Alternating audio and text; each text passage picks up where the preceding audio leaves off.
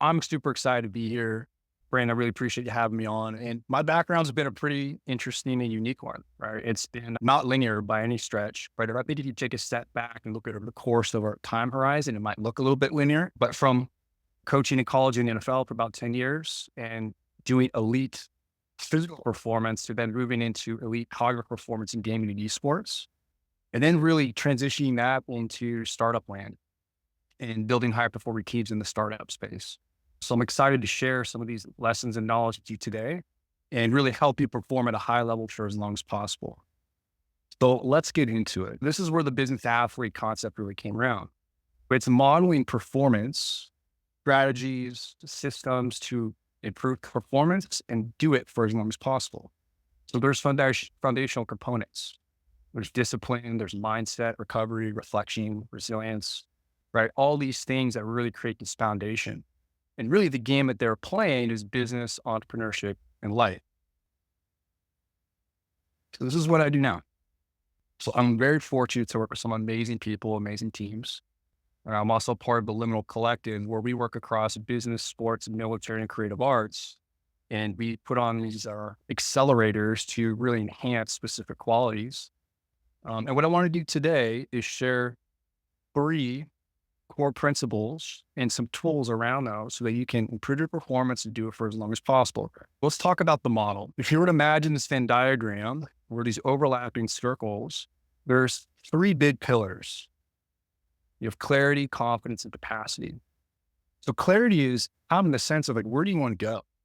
It's also this internal awareness of what is your own operating system. So it's this back and forth between external vision and awareness and internal clarity. And you have confidence. Confidence is the ability to take action and learn.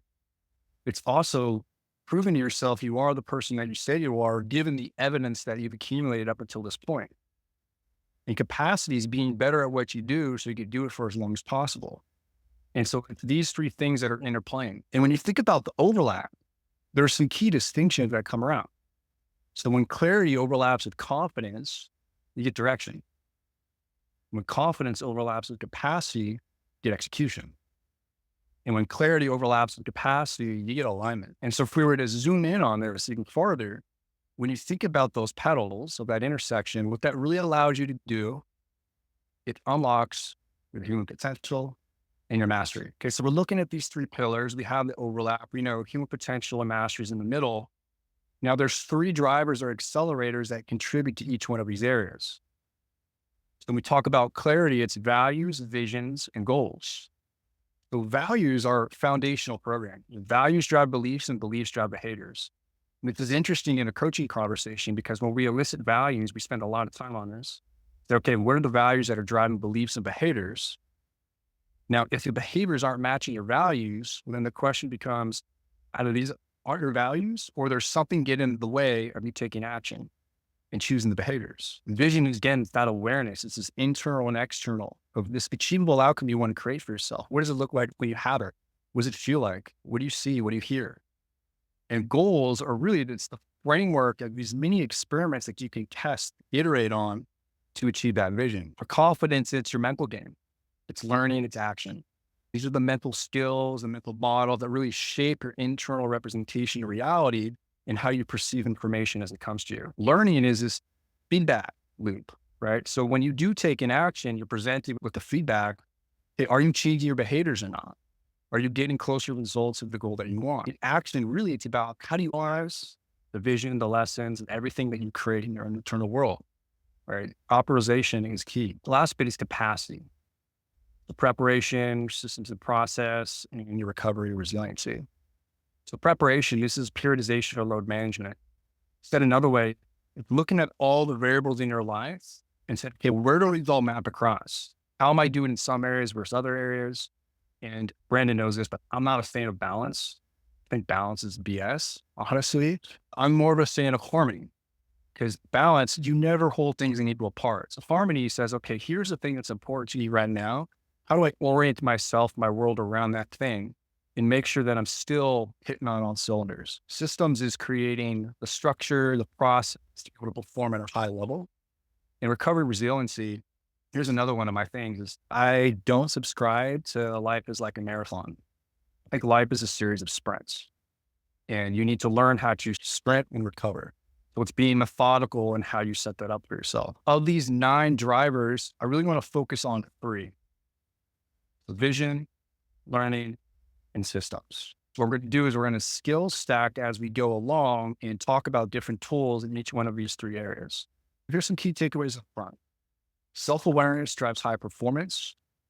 The bigger the base, the higher the peak. And your systems shape the quality of your results. We're going to start with vision. And this is about, again, your awareness and your attunement to your internal and external awareness. This is a Yerkes Dodson curve. And it's basically showing the relationship between arousal and stress and performance. And if we start on the far right and say, okay, high arousal and stress, low performance, because you're overstimulating. It's like those days where you've had too much caffeine and the things that you're doing or more importantly not doing because maybe your hands are jittery and shaking, it's not getting things done. Okay, then we move to the far left and say, okay, low arousal, low stress, low performance because you're under aroused, maybe a lack of interest, or you just can't even get out of bed. But then there's a sweet spot. It's the right amount of stress with the most level of performance. And so self-awareness, it's a foundation for human performance. And the more you know about yourself, the more you can map that across different contexts. Very similarly, it's like knowing when you're overstimulated on caffeine. If you think about it, it feels very similar when you're afraid or when you're running super hard, your heart rate's elevated, right? You can map across some of those tools that you may use to downregulate yourself to different situations. Now, the best performers often have a deep sense of self-awareness. So they understand their goals. They understand what excites them, what irritates them, how to ramp up, how to ramp themselves down, how to regulate emotional states, how to redirect their thoughts. The best teams know that about themselves and about their teammates. And that's where it becomes a force multiplier. And that's where you start to get this, everyone's vibrating on the same level. And you understand who you are, your teammates, and you can really get things done. So bringing it back to you as a business athlete and a performer, I'm going to ask the question, like, how well do you know your extremes, right? What does it look like when you're at your best? What are you doing? What are you not doing? What does it look like when you're at your worst? So that was self-awareness drives high performance around vision and clarity. I love nature. I think nature is one of the greatest teachers. I've been fortunate to spend a lot of my life outside, which I very much love. This is a picture of Mount Shasta. This is just over 14,000 feet. And in 2017, I climbed this mountain with a bunch of friends and my buddy's dad. And it was one of the most challenging things I've ever done for a number of reasons. It wasn't so much to climb as it was I bonked. For those in endurance sports will understand bonking, or I didn't do a good job of my nutrition. We had some gear issues and we got caught in a whiteout. So it was this perfect storm, quite literally, of 0-foot visibility, whiteout, crazy winds. My body is shutting down and we had some gear malfunction. And we made it out okay, but there was a lot of lessons learned in terms of just survival, my attitude, my own resiliency, and a lot about preparation. And so I think climbing, camping, anything in nature is a really great teacher. And it's all about how do you learn and adapt and change your behaviors. So the question becomes like, how can we accelerate learning? And so let's define some terms. Knowledge are just facts or information, or skills acquired by a person through experience or education. And information is actually meaningless. It's we give it meaning and make it say, okay, this is actually meaningful to me. We make it a part of our knowledge base. And if we're presented with 2 million bits of information per second unconsciously, and consciously we can only grab 126, what's interesting about that is the only way we can do that is we have to generalize, delete, and distort. Meaning where we place our attention and our focus allows us to grab that 126 bits, which also means if we have that awareness, we can reshift and focus and grab a different 126 bits. So it's also like how useful is knowledge in certain contexts. Like who knows that tomatoes are free? I knew that, but I was like, oh, it's still strange. Let's talk about learning. So learning is you behave differently in the same situation. So you step into a situation, you don't get the results you want. You step into the same situation, you do something different, you get a different outcome. So it's this process of ongoing discovery and iteration. It's reinforced by feedback loops and it really updates your overall process. So example of me not learning would be going back to Shasta and balking again or having the same gear issues. Or example of me actually learning is going back, actually climbed a different mountain, did a much better job on my nutrition and didn't have the same issues. Okay. So this could also map across to sales. If you, but maybe you're in a certain sales conversation and you get stuck, then you're in a similar sales conversation, you get stuck again. We didn't learn. Or let's say you did tweak a bit of the script, you're able to navigate and handle an objection, and you're able to open up a different part of the conversation. So intelligence simply is the rate of learning. So how quickly are you able to learn? And so again, if I had gone back to Shasta a second time, a third time, and had the same results, I didn't learn. And I want you to think of a situation for yourself where maybe working with the prospect, or maybe working with your team. Are you actually learning? Are you changing your behaviors and getting a better output? And it's important to call out because we're presented with information and situations every day. And we're going to get presented with the same information, the same situations, whether we like it or not, until we actually learn that lesson. It's the karmic joke of life. It's always going to come circle back around. And so again, it's about taking this awareness and saying, okay, am I actually aware enough to make a decision to change and get a better outcome? Wisdom is then applying that knowledge and experience effectively to make decisions or solve problems. It's not about just knowing what is right, but it's also understanding the context and how to map that across the different situations. It's like understanding the principles of a sales conversation in SaaS and then maybe changing industries to like medical sales. Different industries, but the sales conversation, the principles remain the same. It's also like knowing that a tomato is a fruit, but you don't put it in a fruit salad, right? Contextually, you understand the concepts and you can map it across. Here's the big idea. So if wisdom is what we're going for, we're trying to accelerate our learning, gain more wisdom, to be able to map that across different situations. The bigger the base, the more wisdom we have, the higher level of performance. And the reason why that is we can solve more problems because life is really just about solving problems and creating a structure and a system to be able to do that more effectively and do it quicker. Here's a tool. Here's a way to do that. An after action review. It's a way to take a situation or an event in time, on the other end of that, deconstruct it, actually figure out what actually happened, understand the lessons and the insights, reconstitute the team, and then move on to the next mission, goal, whatever it may be, but carry through those learnings. So here's a very simple framework for an after action review.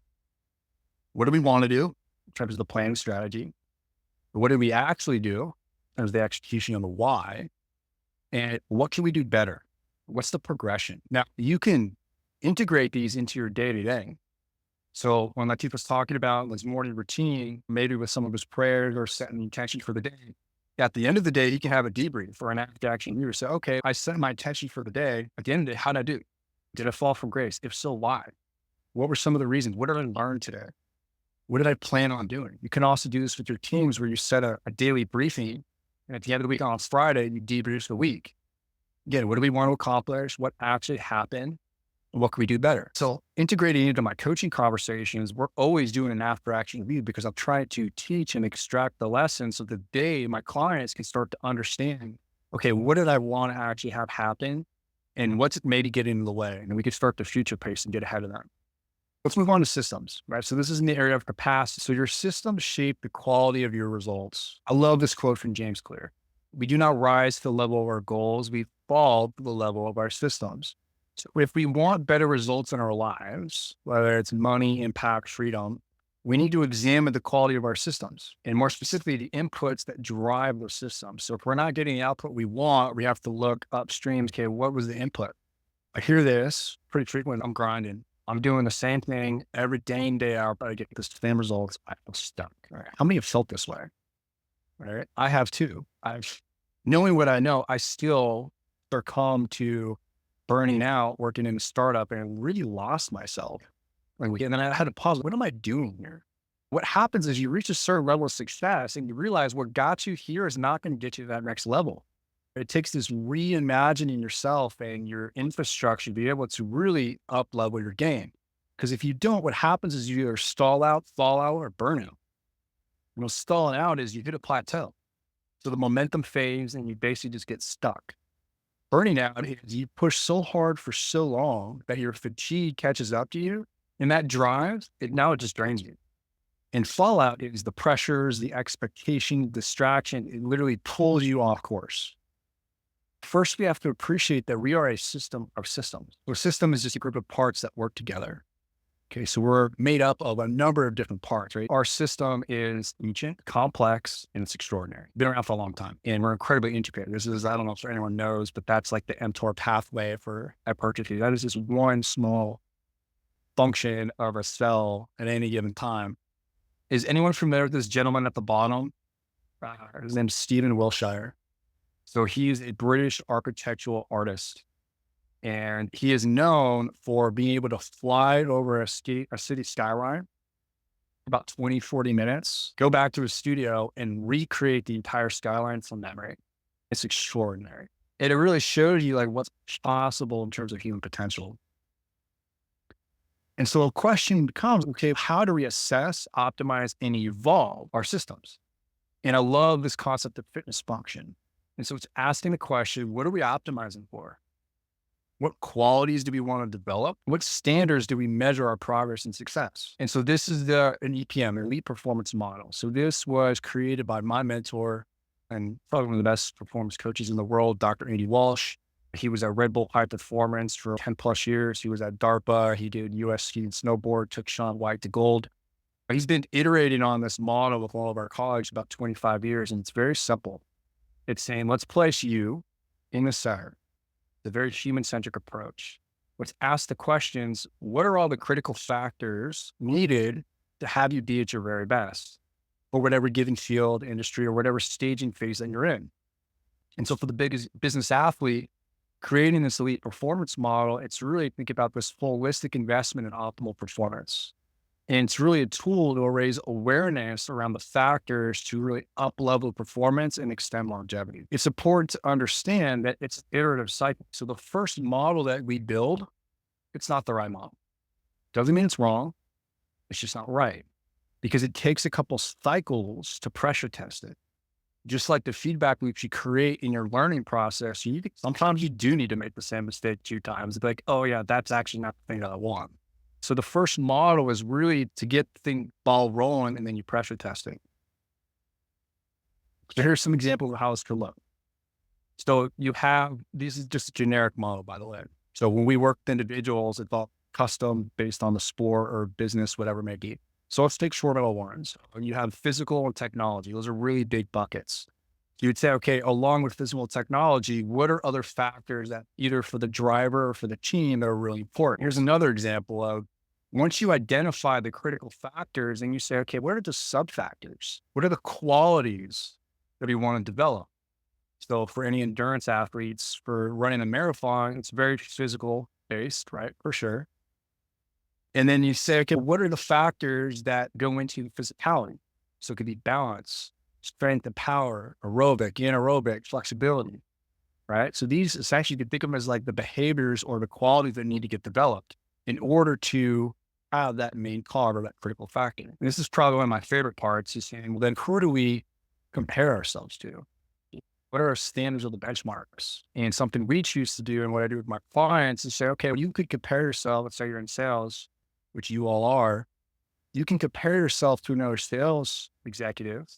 And so maybe let's say decision-making is one of your critical factors. If you compare yourself to someone in sales, maybe an 8 out of 10. But if you compare yourself to, let's say, someone in the military, like a special operator or an accident, you're probably 2 out of 10. And so when we think about that wisdom and map it across different learnings, when you think of standards in this way, it creates this space and areas of opportunity to learn from other high performing individuals in other areas. And that's what becomes really fun and really interesting. So I want you all to pause for a moment and I want you to think, what does it look like when you're at your best? What are you doing? What are you not doing? If you think back to that inverted U model, think about the lessons, the learning, let's go build a model to start to support that. So with your worksheet, you could do this along with us. I'm going to call on somebody else now who would like to do this exercise with me, and let's build out and brainstorm a first iteration of a model. Who would like to do that?